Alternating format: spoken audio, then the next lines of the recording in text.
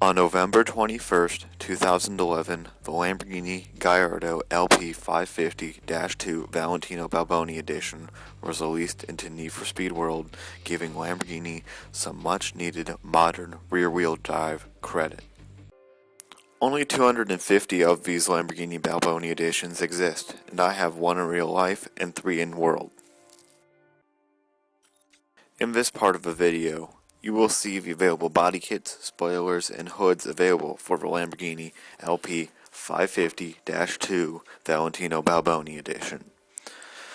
Now, this card features 3 boost kits and 1 in-game cash kit, but the in-game cash kit is bugged, and the exhaust tips just look stupid. I mean, I'm a fanatic about this car, so I'm going to try to be as honest and non-biased as I possibly can. And the in-game cash kit for this car, the exhaust tips just do not look good at all.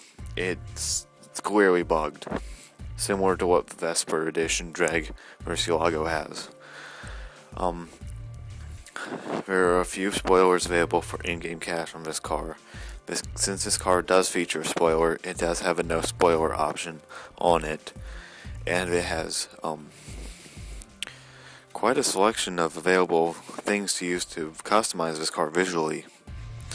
I really like the first wide body kit, the one that keeps its original stance but just widens it up a bit, but I would never put one on mine.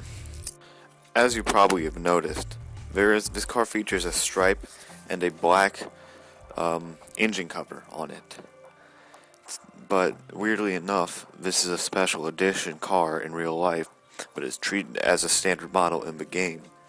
What I mean is that, unlike the art director editions and other editions like that, this car features the normal street tune parts, features no skill mods that come with it, and there is actually a special edition with this car that is lacking the stripe, which I am sort of offended about, but that's just personal things, you know. Don't touch the Balboni stripe.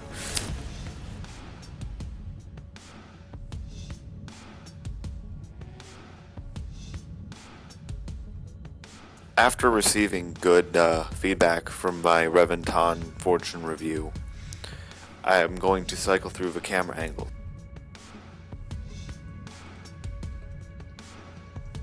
This car is par in drag races. I mean, it has a great acceleration throughout its gears, but because of its pathetic nitrous output when changing gears, you'll just be murdered by the top dogs. But I believe, I'm going on a limb here saying that, these cars without cosmic nitrous, or without strong nitrous, this car might be the king of them. I don't know, I should probably put together a complication later on, but just saying. Alright, let's get down to the circuit sprint performance, and I am happy to say that is this car's home. Okay, this is one of the best cars in the game if you want to have good handling, okay? Because it handles almost as good as it does in real life.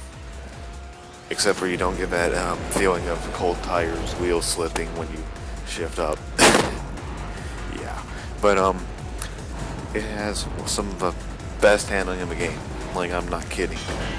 You can point this thing through a corner, and if you're going in too hot, no worries. You can get off the accelerator and it will just quickly turn back in, if you're just experiencing any understeer.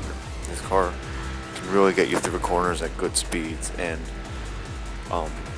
for your convenience, you viewers, I have added some other camera angles for footage for the video that I did, so because I know many people use hood cameras, so I featured that in there. And it's actually pretty cool looking, especially when you see these crazy AI opponents just driving like they're drunk. Unfortunately, because of its lack of nitrous power, this car is best for if you want to improve your times on tracks without using power-ups, to learn to track more. You want a more natural driving stance.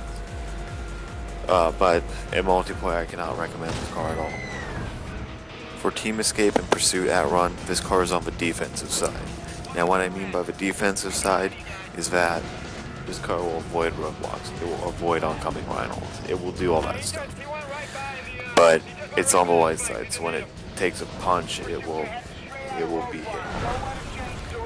So that means that it's good to avoid things with Team Escape in that one. So that means that just say it was average in that mode. I mean, don't take a pummling if you mess up, but you can easily avoid any obstacles in your way. And I wouldn't recommend it for a pursuit outrun. Just because you won't get any cost of state because it will just be a pushover.